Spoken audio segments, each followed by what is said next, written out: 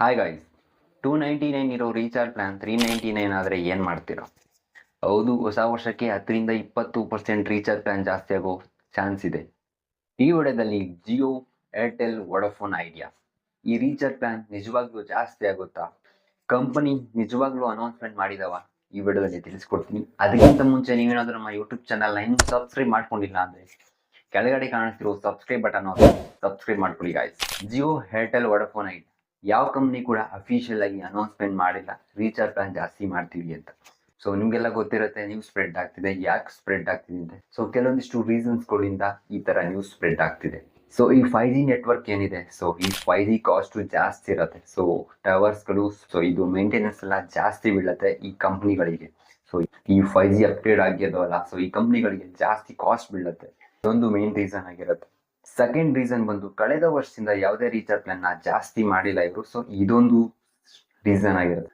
Next reason ಬಂದು, so ಇದೊಂದು ಸ್ವಲ್ಪ ಇಂಪಾರ್ಟೆಂಟ್ ಆಗಿರುತ್ತೆ. ಸೊ ಈ ದೊಡ್ಡ ದೊಡ್ಡ ಇನ್ವೆಸ್ಟರ್ಸ್ ಏನಿದ್ದಾರೆ, ಸೊ ಈ ಕಂಪ್ನಿ ಮೇಲೆ, ಟೆಲಿಕಾಂ ಕಂಪ್ನಿ ಮೇಲೆ, ಏರ್ಟೆಲ್ ಆಗಲಿ, ಜಿಯೋ ಆಗಲಿ, ವೊಡಾಫೋನ್ ಆಗಲಿ, ಸೊ ಇದ್ರ ಮೇಲೆ ಇನ್ವೆಸ್ಟ್ ಮಾಡುವಂತ ದೊಡ್ಡ ದೊಡ್ಡ ಇನ್ವೆಸ್ಟರ್ಸ್ ಏನಿದ್ದಾರೆ ಇವರು ಪ್ರೆಡಿಕ್ಟ್ ಮಾಡ್ತಿದ್ದಾರೆ ಸೊ ಈ ವರ್ಷ ರೀಚಾರ್ಜ್ ಪ್ಲಾನ್ ಜಾಸ್ತಿ ಆಗ್ಬೋದು ಅಂತ. ಈ 3 ಸ್ಟ್ರಾಂಗ್ ರೀಸನ್ ಇಟ್ಕೊಂಡು ಮಾರ್ಕೆಟ್ ಅಲ್ಲಿ ನ್ಯೂಸ್ ಸ್ಪ್ರೆಡ್ ಆಗ್ತಿದೆ.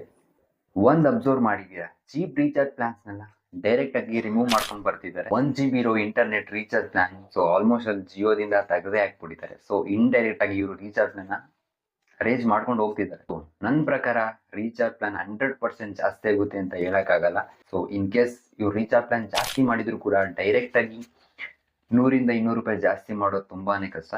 ಯಾಕಂದ್ರೆ ಹಿಂದೆ ರೀಚಾರ್ಜ್ ಪ್ಲಾನ್ ಜಾಸ್ತಿ ಮಾಡಿದಾಗ ಲಕ್ಷಗಟ್ಟಲೆ ಯೂಸರ್ಸ್ ನ ಕಳ್ಕೊಂಡಿದ್ರು. ಎಲ್ಲ BSNL ಪೋರ್ಟ್ ಆಗಿರೋದು.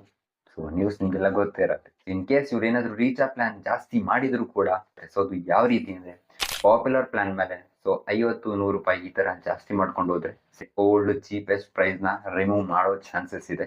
ಸೊ ಈ ತರ ಮಾಡಿದ್ರೆ ಕೂಡ ಇವರು ಯೂಸರ್ಸ್ ನ ಸೇವ್ ಮಾಡ್ಬೋದು. ಇಲ್ಲಾಂದ್ರೆ ಮತ್ತೆ BSNL ಪೋರ್ಟ್ ಆಗ್ತಾರೆ, ಕೆಲವೊಂದಿಷ್ಟು ಯೂಸರ್ಸ್ ನ ಕಳ್ಕೊತಾರೆ. ನೀವೇನಾದ್ರೂ ರೀಚಾರ್ಜ್ ಮಾಡ್ಕೊಳ್ಳೋ ಪ್ಲಾನ್ ಇದ್ರೆ 1 ವರ್ಷ ಅಥವಾ 6 ತಿಂಗಳು ವ್ಯಾಲಿಡಿಟಿ ಇರೋ ಪ್ಲಾನ್ ನ ರೀಚಾರ್ಜ್ ಮಾಡ್ಕೊಳ್ಳಿ, ನಿಮ್ ದುಡ್ಡು ಸೇವ್ ಆಗುತ್ತೆ. ಕಾಮೆಂಟ್ ಅಲ್ಲಿ ತಿಳಿಸಿ ನೀವು ಯಾವ ಸಿಮ್ ನ ಯೂಸ್ ಮಾಡ್ತಿದ್ದೀರಾ. ನಿಮ್ಗೇನಾದ್ರೂ ವಿಡಿಯೋ ಇಷ್ಟ ಆಯ್ತು ಅಂದ್ರೆ ಲೈಕ್ ಮಾಡಿ, ಶೇರ್ ಮಾಡಿ, ಸಬ್ಸ್ಕ್ರೈಬ್ ಮಾಡಿ. ನಮಸ್ಕಾರ.